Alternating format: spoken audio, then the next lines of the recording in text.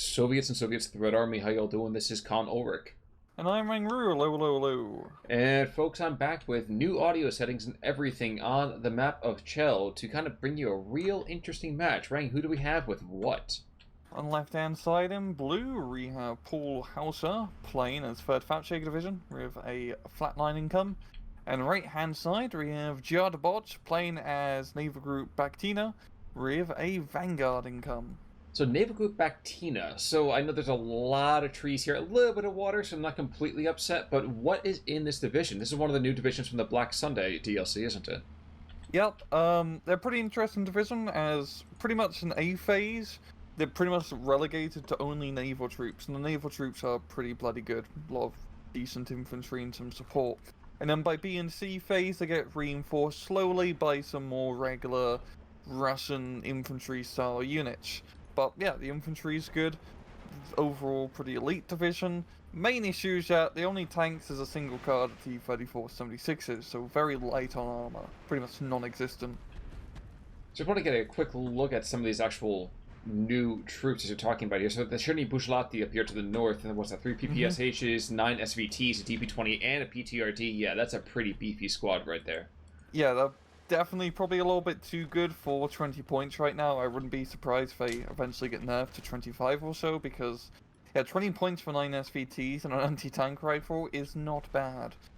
That's putting it mildly, to say the least. And there's there's a lot of radios, it looks like, as well. I see 4 Austinats VMFs in the middle, 5 actually.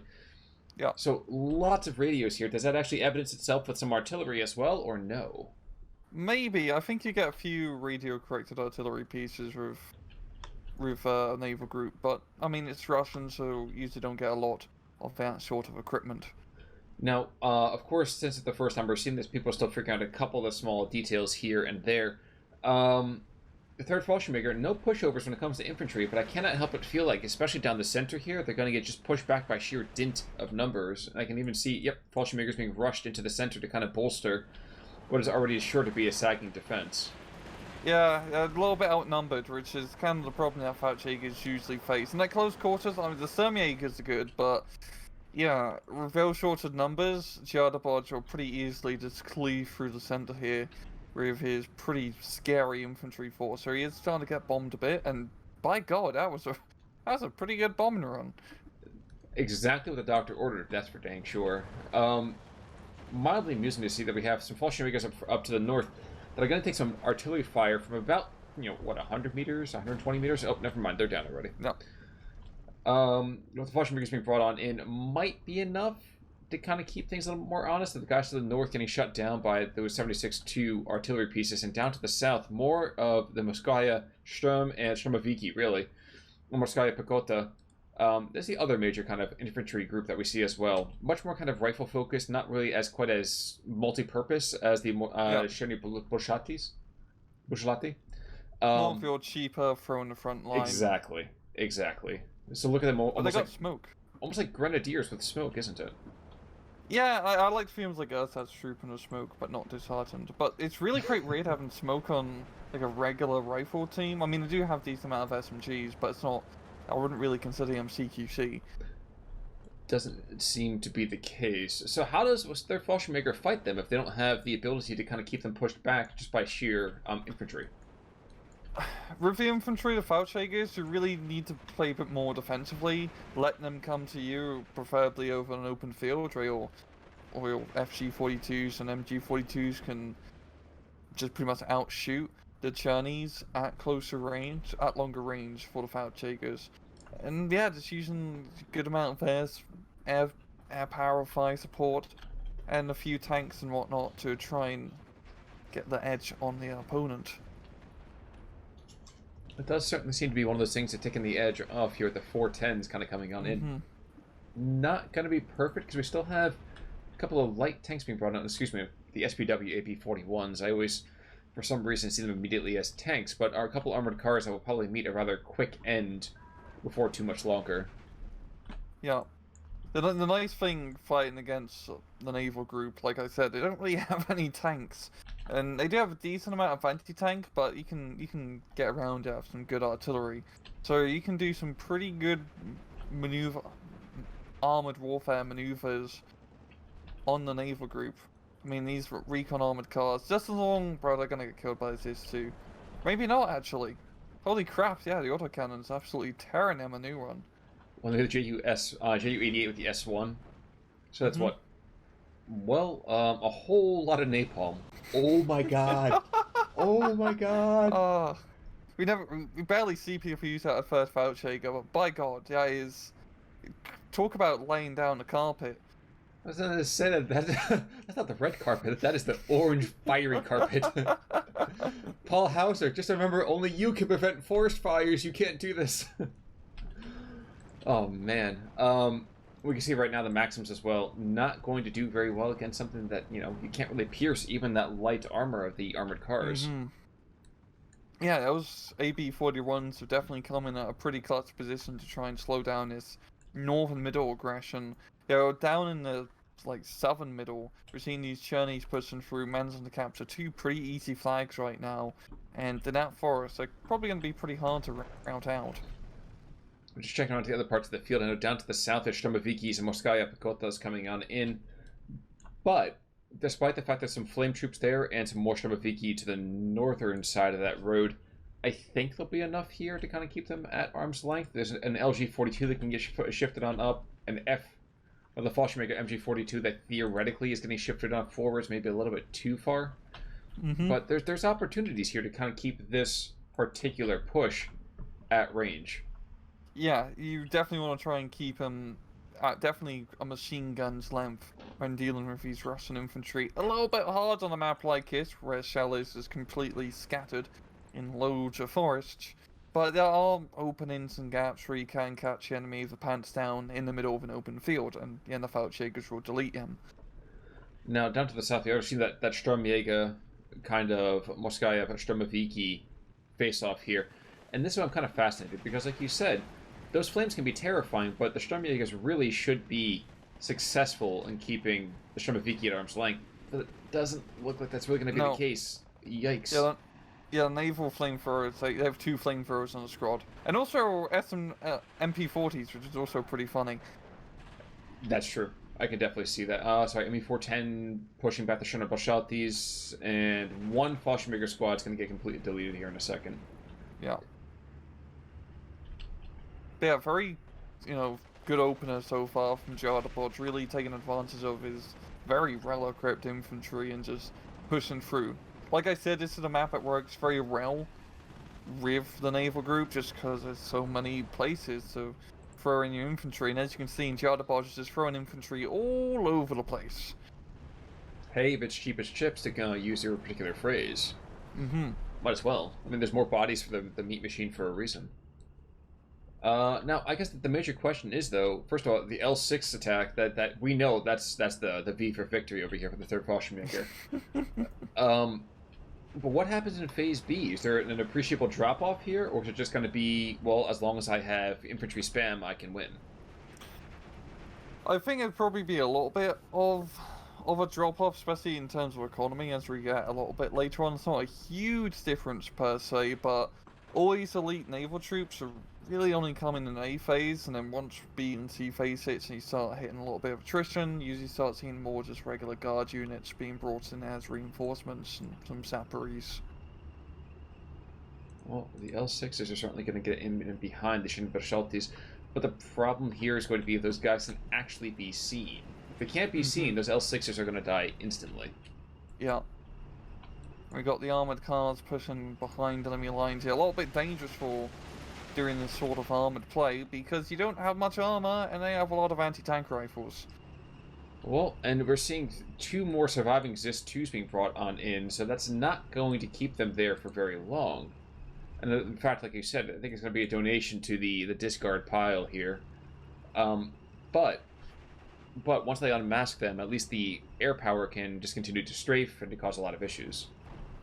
It's pretty good seeing Paul using his air power and a pretty heavy attacks as constantly. I mean, he knocked out his earlier with Messerschmitt 109 bomb and run, and keeping those anti-tank guns, well, not on the field is definitely going to be beneficial for him. because he can then kind of use his armor. Here, as you see, we've got 2 Zis-2s coming in the middle hill, 2 Zis-2s coming up north. So Jardaboj is getting ready for any potential armored play. He isn't he ready for it, but I feel like the better play would have been to just get some anti-air. Yeah, it'd also be a good idea.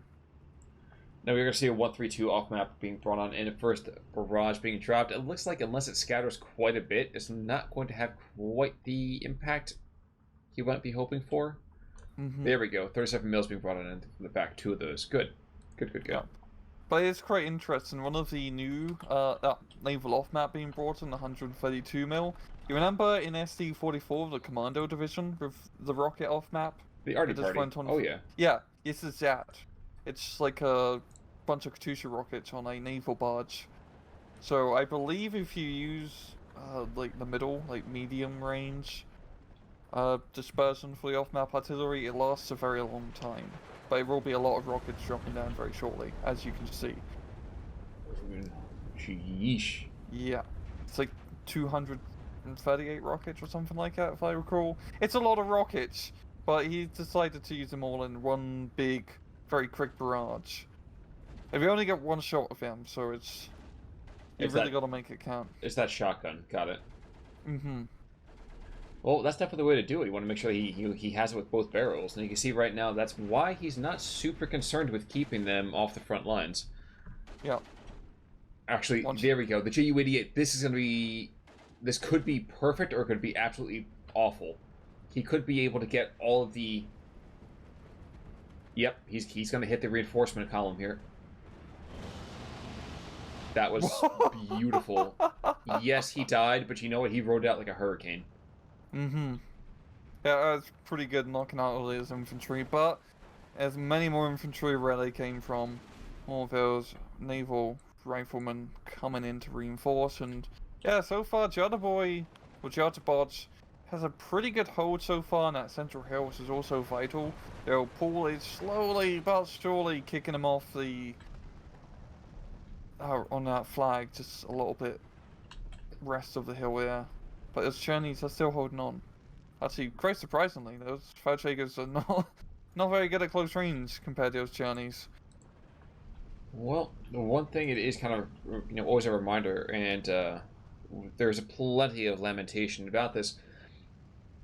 If you have infantry, you has the win. Like, and naval, like you see here, it definitely has that in spades. And now, your comment about seeing that being nerfed, I kind of can't help but agree with you there. That there's going to be some nerfs in the future for these guys. Yeah, it's mainly just like the Chinese for the Chinese, like for 20 points they're pretty ridiculous. And also considering that strokey DPs were nerfed in this patch, it kind of doesn't make sense to have a unit like this in the game, considering strokey DPs were nerfed. Well, yeah, I mean it's exactly the same thing, really. Also, can we stop at the Morskaya Automachikis with the 12 Thompsons? Yeah, of course we can. Which is absolutely amazing. Awesome. And at the same time, just absolutely awful to be against. Yeah, it's just really doing it Chicago typewriter style. There was a Pac 38 over here down to the south. He's now completely cut off and surrounded, and he's going to die now. Yep. But before he went, he was able to take out some of the infantry, so trying to make those rather long odds a little bit less long. That said, it remains still quite dire.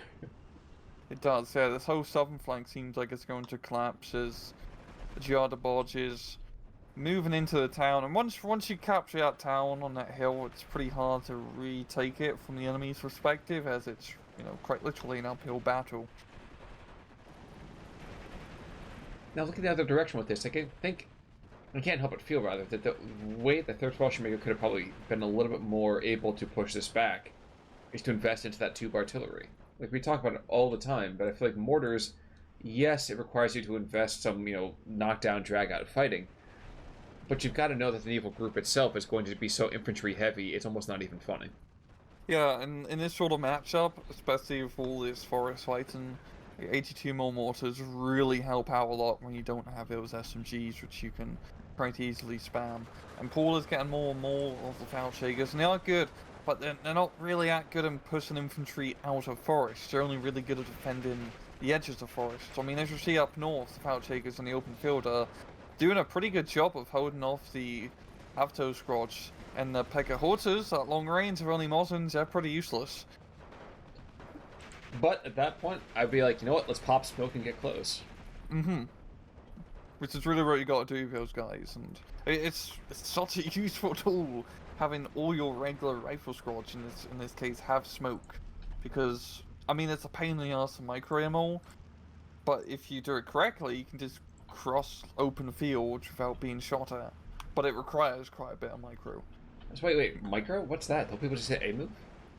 Oh yeah. You don't micro in this game. You just buy 9 rifle squads and attack move. That's all you have to do. 13 guards. But see, like at the same time, this for me, I see that the 37 mils, and that's what I'm talking about. We have this now, this anti-aircraft net, which is just terrifying to have 3 of these within about a kilometer of each other, and the 4th one being deployed.